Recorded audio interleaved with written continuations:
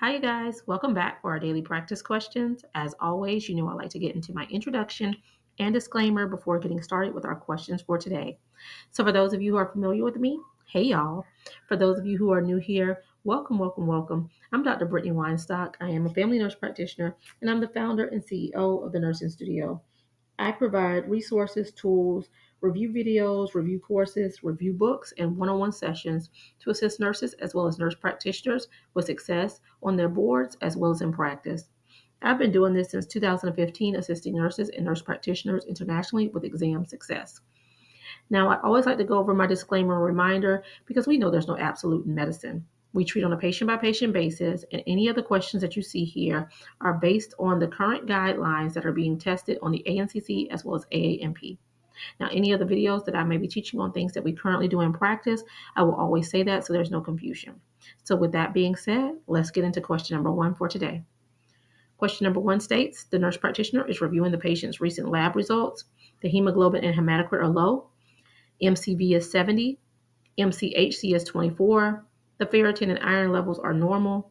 Based on these results, what is the best diagnosis? Is it A, iron deficiency anemia, B, thalassemia, C, anemia of chronic disease, or D, B12 deficiency anemia? Take a moment and tell me what you got in the comments, you guys.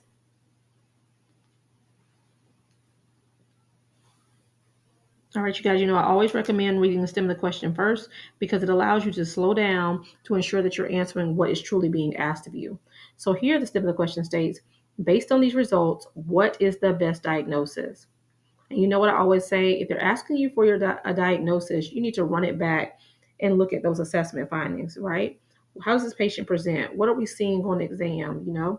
So here, the nurse practitioner is reviewing the patient's recent labs. The hemoglobin and hematocrit are low, so we're thinking anemia, right? The MCV is 70, which is low because remember the normal range is 80 to 100. So this would be classified as microcytic. And then the MCHC is 24, which is also low because the normal range for this is 31 to 37. So this will be considered hypochromic. So if you struggle with anemias, go check out my anemia video where I walk y'all through my 2-1-2 rule to help you with the 5 common anemias. But here with microcytic hypochromic, I always talk about the 2 that fall into that category, right? Which is your iron deficiency anemia and your thalassemia. And I always tell y'all when things present similarly, you have to know a way to differentiate them, right? So because they have this similar microcytic hypochromic, you have to know the ways to differentiate.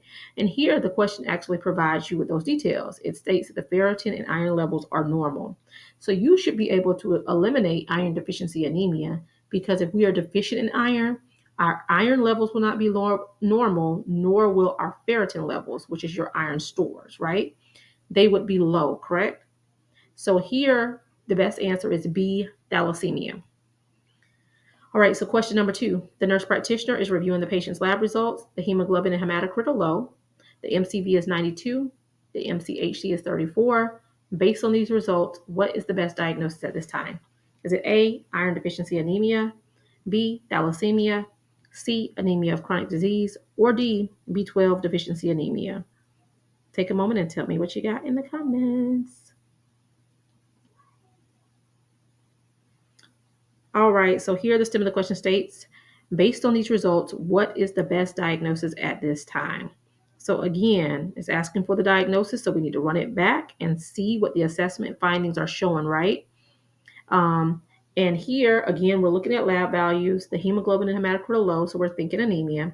The MCV is 92, so that's actually normal, right? Because it's between 80 to 100. So therefore, that is normocytic, and the MCHC is 34, so that's actually normal also because it's between 31 to 37. So that is considered normochromic. So there's only one anemia that falls in that normocytic normochromic range, and that is C, anemia of chronic disease. All right, you guys, and question number 3 for today. The nurse practitioner is reviewing the patient's recent lab results. The hemoglobin and hematocrit are low. MCV is 106 and MCHC is 36. The nurse practitioner noted a beefy red tongue on examination. What is the best diagnosis at this time? Is it A, iron deficiency anemia, B, thalassemia, C, folate deficiency anemia, or D, B12 deficiency anemia. Take a moment and tell me what you got in the comments, you guys.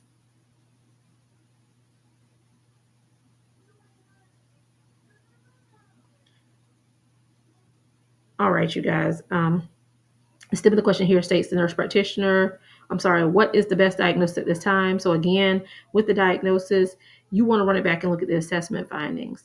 So the hemoglobin and hematocrit are low, so we're thinking anemia. The MCV is 106, so that's greater than 100, so that would be macrocytic, right? And then 36 of the MCHC is normal, right? Because it's between 31 to 37. So then that is normal chromic. So then there's two anemias that fall in that macrocytic normal chromic range, right? Which is your B12 deficiency anemia and your folate deficiency anemia. But there's a key identifier here that states that the nurse practitioner noted a beefy red tongue, and that is classic on B12 deficiency anemia patients. They will come in and they'll have that beefy red tongue. I mean, looks like ground beef, truly. If you see it, you'll never forget it. You'll always know what it is, okay? But that's your best answer. Again, if you struggle with anemias, go check out my anemia video. I wanted to cover these to make sure y'all are still able to tie these together well. So I hope you found this helpful. As always, be sure to like, comment, subscribe, and share with whomever you may think may find this beneficial as well. But y'all make sure to meet me back here. And if you need any of the resources that I offer, feel free to reach out to the nursing studio at 803-400-6864. You can also shoot a text message to this number or shoot us an email to thenursingstudio, the number one, at gmail.com. I offer a few things. The review book that I have is offered in an ebook as well as paperback option, which is linked. Both of these are in the bio of this channel. Also, the on-demand self-paced review course for family and adult Gero for both exams is also linked in the bio of this channel. Our 5-week review, we're bringing to a close on one right now, our group review. So be on the lookout on the next one so you can enroll if you have been waiting for the next enrollment. And then if you're looking to book a one-on-one session, I always say reach out to us because it is customized. So we want to determine which one you truly need. I offer a few different options. One, if there's particular weaknesses that you cover, 1 to 2 we can book per session. If you need an exam readiness assessment, that's another option. Or the most popular one is the custom plan, where you are provided a pre-test initially to gauge your weaknesses and your strengths. Then there's a structured study plan design based off of that. I work alongside you during that duration of time that you have allotted to study. And then we take you to a successful exam attempt. Go check out our reviews. We are on a roll. I just posted, I had another successful review. I am so proud and excited for you guys. Y'all are killing it for 2024. And who got next, right? So y'all, if you're looking to get signed up, feel free to reach out. I look forward to working with each of y'all. But y'all know what to do. Make sure y'all meet me back here. Happy studying. Bye, y'all.